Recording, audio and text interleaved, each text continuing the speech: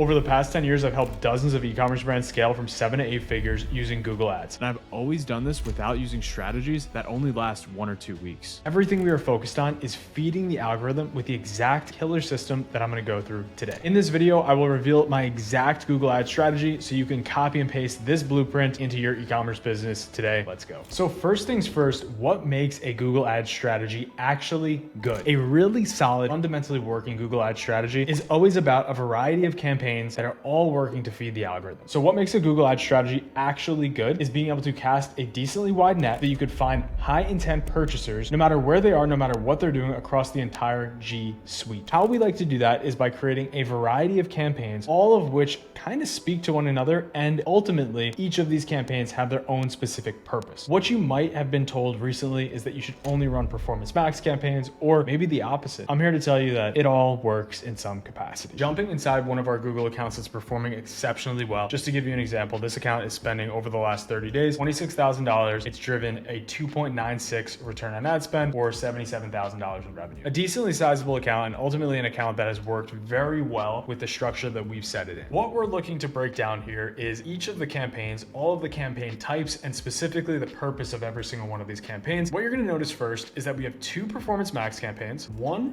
shopping campaign, and 2 search campaigns. I'll just give you a little bit of breakdown. So the very first campaign we have here is our performance max scaling campaign. This is a non-brand performance max campaign. The core of this campaign and why this is so different than how most people are setting up their accounts is we are using a brand exclusion and we're bidding for new customers only. So the most important part about what we're doing here is that in this performance max campaign, we are allowing this only to find new incremental customers for our business. That is very, very different than how a normal performance max campaign works. This would be considered our new customer performance max campaign. The second campaign is actually a performance max campaign that is serving as a search campaign. This is something that we've seen work tremendously well. It has worked in a completely different way than most DSA or search campaigns have worked in the past, but it's kind of held up to its own. What we're doing here in this DSA campaign, or I should actually say in this performance max campaign, is we're giving it no shopping feed. So this is one of the only times when I'm not giving a performance max campaign any shopping feed whatsoever. Instead, we're hooking this up with all of our headlines, all of our descriptions, all of our long headlines, and all the necessary search themes that we need to ultimately allow this performance max campaign to run as a dynamic search ad. So a DSA, also known as dynamic search ads, have been slowly getting phased out over the last year. Now, this performance max setup actually changes that a little bit. This PMax setup allows a DSA campaign to work. We call it a PMax DSA hybrid campaign because it's technically a performance max campaign, but it's actually serving as a dynamic search ads campaign. Moving on to our third campaign, we have a standard shopping campaign. This is actually a little bit different than a regular shopping campaign because the goal of this campaign is to actually drive branded shopping conversions. Here's what happens if you don't have this branded shopping campaign and you run performance max without a brand exclusion, and I guarantee 9 out of 10 of you have seen this before. You do really, really well with your performance max campaign when you're spending $300-400 a day, and then you move from 300 to 500 to 600, and then all of a sudden your return on ad spend starts to decline. The very simple reason for this is because your performance max campaign is being boosted up by your branded terms. It's killing it because every time it tries to scale, it can't find conversions that are as valuable as those. So what we normally see is our branded shopping campaign usually returns at a very, very high return on ad spend. And we can see our target is actually 650 compared to our target ROAS for our performance max campaign, which is only 350. Huge difference. The next campaign that we have is a brand core exact search campaign. I call this brand core exact because it's meant to just be your most critical branded search terms. Don't get this mixed up because a lot of people like to set up a brand search campaign and put all of their terms in there, anything that might be related to their business. The reality is if you have a very, very, very specific name or a specific product, chances are no one else is bidding on that. If I'm selling glassware and I have glassware that has 14 sides and a flat top bottom, that might just be a little bit too far. I don't necessarily need that to be my brand core exact, but what I do need, whatever the brand name of this glass is, I need that to be my brand core exact campaign. The purpose of this campaign is to just capture the 90% of people who are searching for your brand specifically and make sure they're not getting taken by any of your competitors. And then finally, your last campaign is a standard non-brand search campaign. Your non-brand search campaign serves very similarly to this Performance Max DSA campaign, except you are specifically choosing the keywords that you want. One thing I always recommend for anyone using non-branded search is, generally speaking, you want to have broad and exact match keywords within the same campaign. Don't worry about the overlap. It's completely okay. The algorithm has changed tremendously. We ultimately need to feed the algorithm with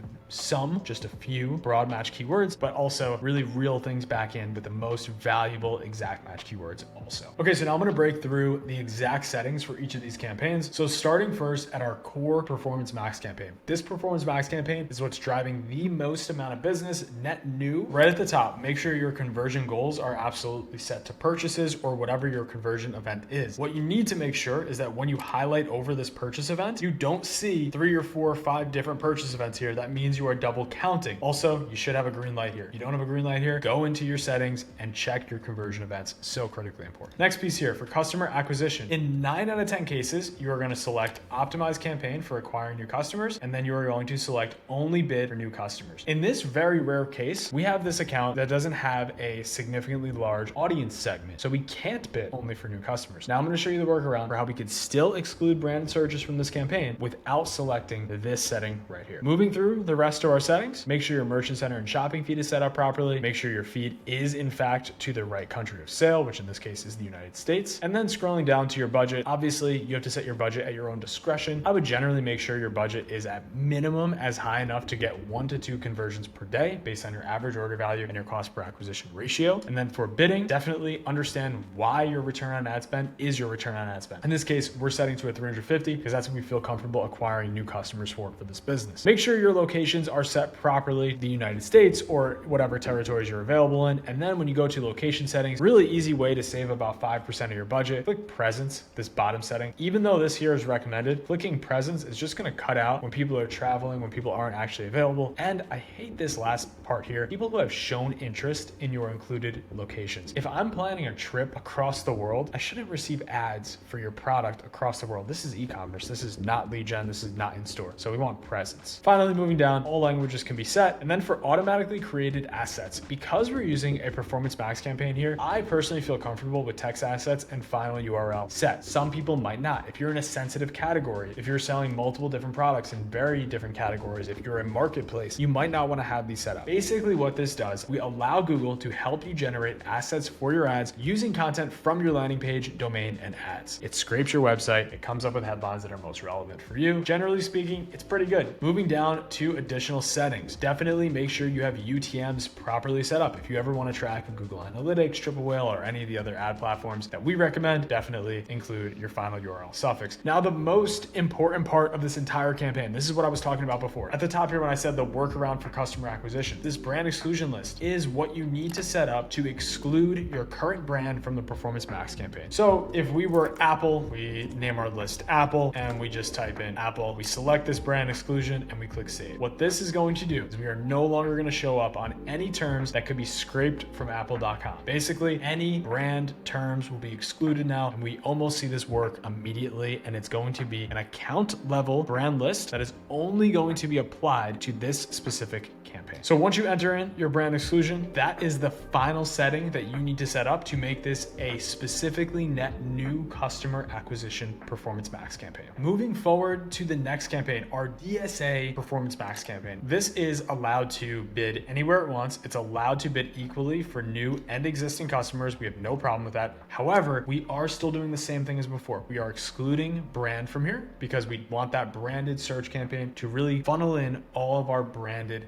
terms. So first, at the conversion goal level, we're making sure we have our purchases properly set up. We're bidding equally for new and existing customers because it's non-branded search. It's not just a Performance Max campaign. There's no merchant center actually set up in this campaign because we don't want this to serve on shopping. That's the purpose of the other Performance Max campaign. Scrolling down, we do not need a dynamic ads feed because we're going to be using the actual website to be scraped. We're not going to be customizing this ads feed with personalized ads. It's going to be a little bit different. For our budget, of course, just set it to what you're comfortable with. I'd recommend this to be about 10 to 15% of what you normally spend across the account. Don't make it that big. This is new. This is a little fresh. So generally speaking, we don't want to go over the top with something like this. Automatically created assets, text assets, and final URLs are on. Make sure you exclude any pages on your website that are not 100% applicable to buying. If you have a blog, if you have a FAQ, any pieces of your website that ultimately do not sell for you, exclude them from here. Everything else is exactly the same as the other campaign. We have that brand list exclusion exclusion down here. This is specifically going to make sure we only target non-brand terms, which is ultimately going to make this a new customer acquisition campaign. Okay, so our third campaign is that branded shopping campaign. This is a standard shopping campaign that's specifically meant to target branded keywords. You'll notice 650% target ROAS, very, very high. When we go into the actual settings, everything's set up just like a standard shopping campaign. And then yes, it's going to tell you every time, like run this as PMAX, run this as PMAX. Don't, it has its own purpose here. It's doing something different than a performance max campaign would do for you. What we like to do here is we definitely want to make sure our goals are set up properly. We're using our account goal settings, which are conversions, and in this case are going to just be purchases. We also have our merchant center set up, and we're using all feeds from the product. Totally normal settings, the same things we run on performance max, same things we've previewed 2 times already. For our bidding, that's super high return on ad spend. So the reason for this is actually quite simple. When you have a super high threshold of 650%, what that's creating for you, only the keywords and only the search terms and the people that are above or right around this 650% are going to be able to purchase and ultimately receive these ads. What that means for you is that everyone that's down here in 300% land will not actually show up on this campaign. This is just the easiest way to think about what a target return on ad spend does. It takes really, really high value intent, so people that they think are going to return it 1,000% or 2,000%, whatever. And then it's also going to take people slightly under this 650 to get you to the average of 650. What it's also going to do is eliminate everyone that may have been down here. So the thousands or hundreds of thousands of people that have low intent for your brand are now no longer going to be targeted. This goes beyond people. This goes down to the keywords that you're specifically able to target. In a standard shopping campaign, you cannot set your keywords. You can only eliminate search terms. So what this does by setting a very, very high return on ad spend target of 650% or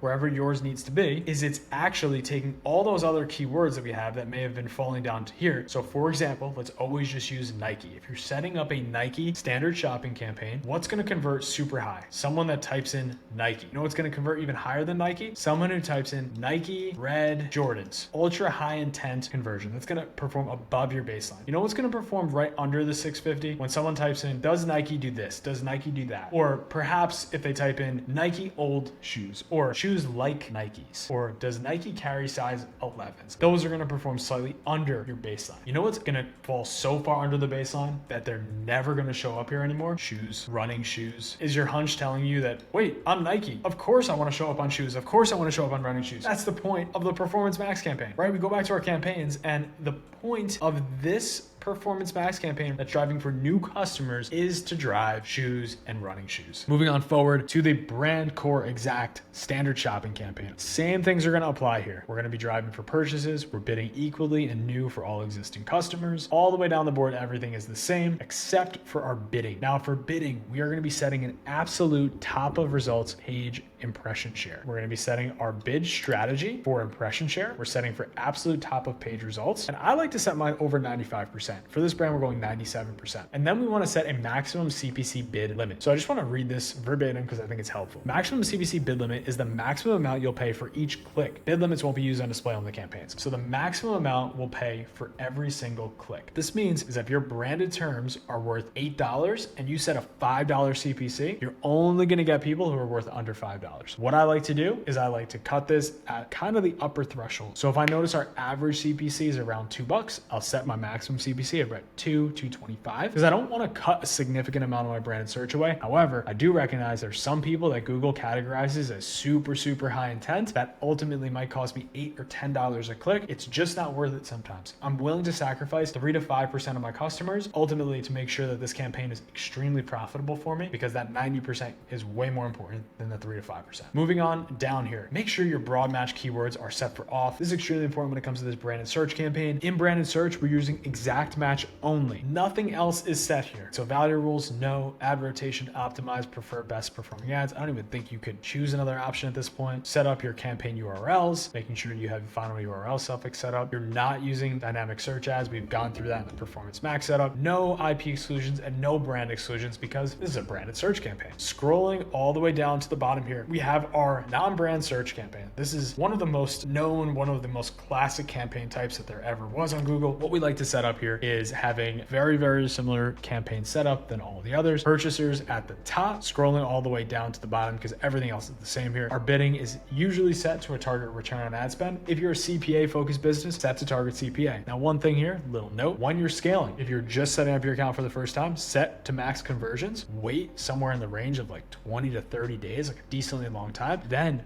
flick on target return on ad spend. You'll get a much better result by doing that instead of just restricting Google right from the jump. Moving down just a little bit more here, no other key settings are set up here. The only thing you need to focus on this non-brand campaign is that you have a mix of broad match keywords and a second mix of exact match keywords. Generally speaking, you want about 5 exact match keywords for every 1 broad match keyword. Your broad match keyword should just be your most critical keyword. Let's go back to that Nike example. What's my broad match keyword for Nike? Running shoes. Running shoes, which should be my broad match keyword. What my exact match keywords would be are running shoes, black running shoes, red running shoes, green running shoes. The good thing about Google right now, specifically when it comes to broad match keywords, they do a pretty good job of soaking up a lot of keywords for you at a decently cheap price. So I wouldn't be too afraid of running a few broad match keywords mixed in with your exact match keywords. Okay, so that is the exact setup and structure that we've liked to use in 2024, moving into 2025, for Google Ads specifically for complex accounts. Where you're spending and how much you're spending to date, and even if you're just starting out right now and you're thinking about starting your ads today, it could be different. There are dozens of variations of this exact structure. Multiple PMAX campaigns, different listing groups, different asset groups, using search themes, not using search themes, even as complicated as not having brand core exact campaigns. Just make sure you're using the one that's best for you right now at the spend that you currently have. So if you want to watch my guide on the recommended structure based on how much you're spending today, I have the video right here. It's also down in the description below. You can go check that out. It's a detailed guide based on how much you're spending and exactly the structure you should use in Google Ads. Finally, if you got a lot of value out of this video, let me know in the comments below. I try to reply to every single comment,